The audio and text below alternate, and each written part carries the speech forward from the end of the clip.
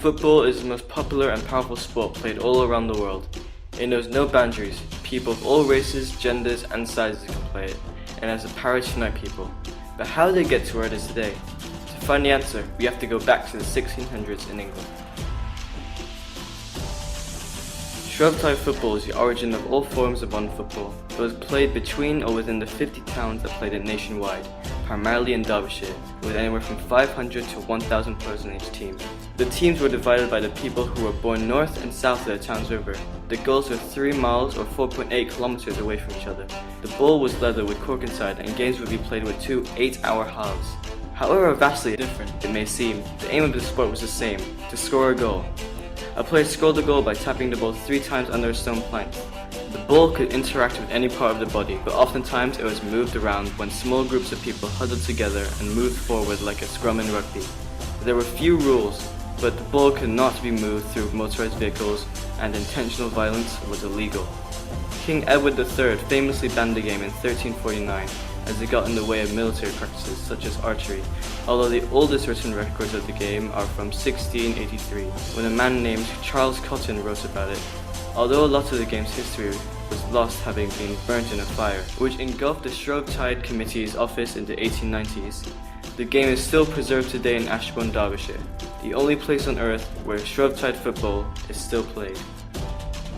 Moving into the 1750s, football was popular and played regularly in schools across the country. Keep in mind that only the higher class would go to school.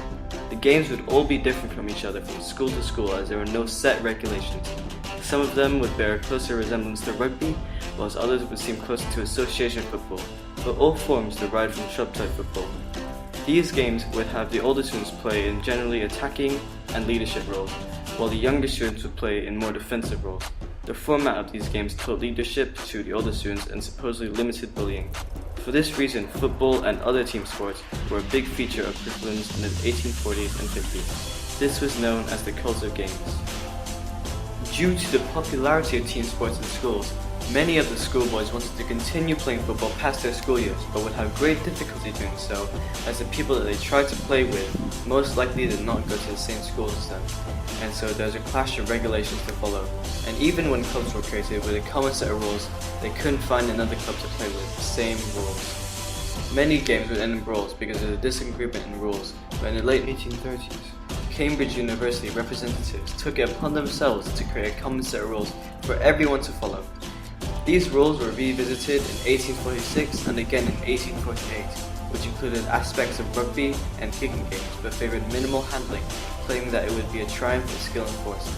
Some emerging clubs took up these rules in the 1850s, but the school-based games remained much more popular and was what Sheffield FC, the world's first football club, established in 1957, played with.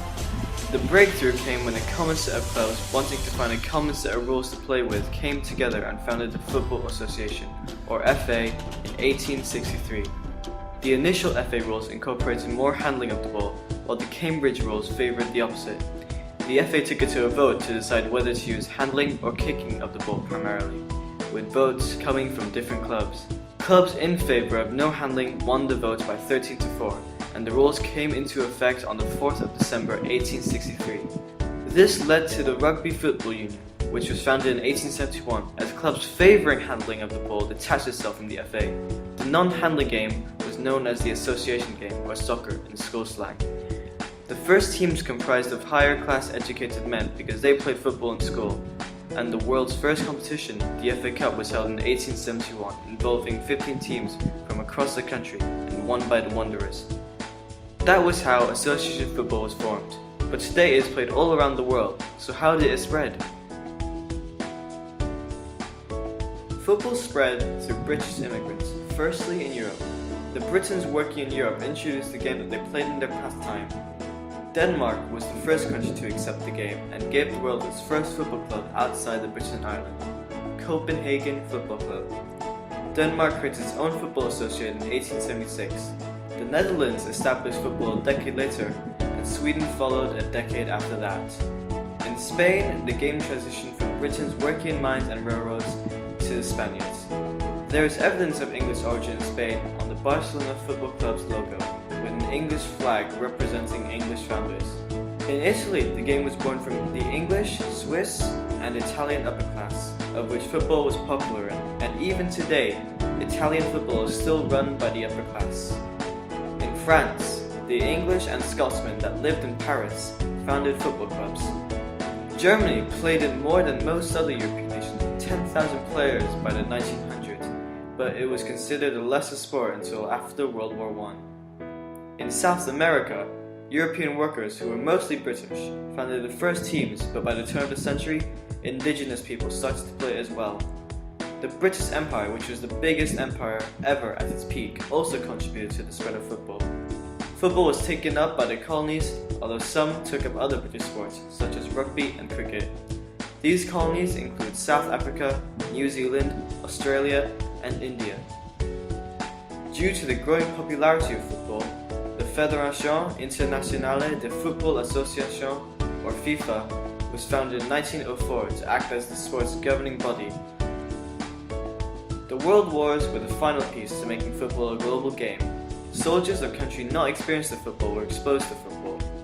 It didn't only spread football across the globe, but it also broke the class barrier. Before World War I, football was still a game played primarily by the upper class, but in World War I, middle-class soldiers were exposed to the game and continued to play it after the war was over. This led to higher attendances and more players.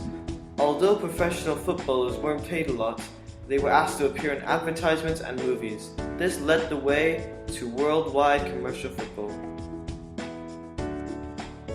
If football is so popular around the globe today, then why didn't it become popular in two of the world's biggest populations at the same time that it took over the rest of the world?